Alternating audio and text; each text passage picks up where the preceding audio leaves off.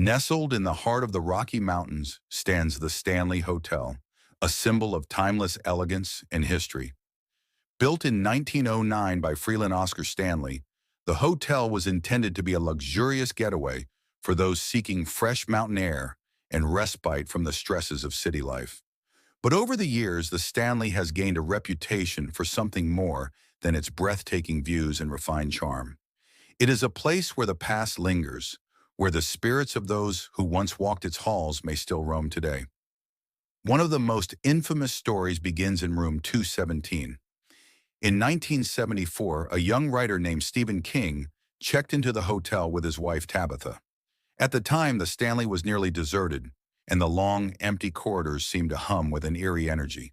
That night, King had a vivid nightmare, a vision of his young son running through the hotel's halls, pursued by a sinister force. He awoke in a cold sweat and by morning had the inspiration for The Shining, a story that would forever link the Stanley Hotel to the supernatural. But King wasn't the first to sense the otherworldly in room 217. Decades earlier, in 1911, a gas explosion rocked the room. Elizabeth Wilson, the hotel's head housekeeper, was caught in the blast but miraculously survived.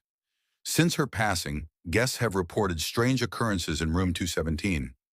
Blankets tucked tightly around them while they sleep, their belongings neatly arranged as if by unseen hands, and the apparition of a woman watching over the room she once cared for.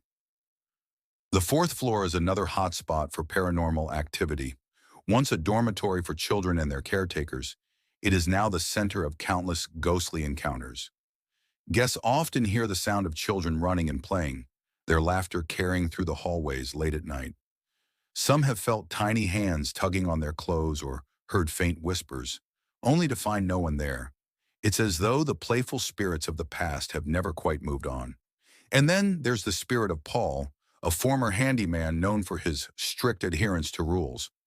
During his lifetime, Paul took pride in maintaining order, and even in death it seems he hasn't stopped. Visitors lingering in the concert hall after hours often hear Paul's gruff voice telling them to leave. Paranormal investigators have captured sudden cold spots, disembodied footsteps, and even faint whispers urging them to follow the rules. Paul's dedication to his job, it seems, remains unbroken. Over the years, the Stanley Hotel has drawn ghost hunters, thrill seekers, and curious travelers alike.